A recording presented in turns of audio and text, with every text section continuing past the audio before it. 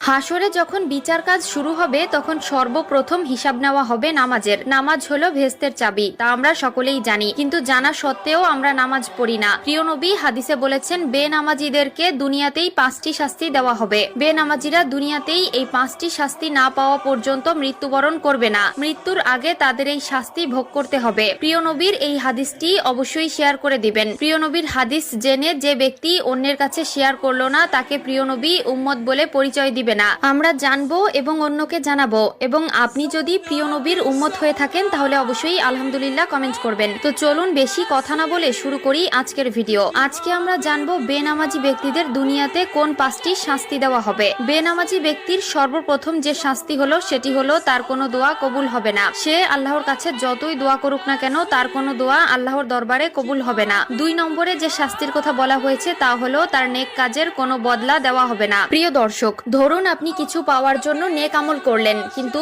আফসোসের বিষয় আপনি যদি বেনামাজি হয়ে থাকেন আপনার নেক কাজের কোনো ফল আপনি পাবেন না। 3 নম্বরে যে শাস্তির কথা বলা হয়েছে তা হলো চেহারা থেকে নেককারদের নূর উঠে যাবে। প্রিয় দর্শক, জন্মগতভাবেই আল্লাহ তাআলা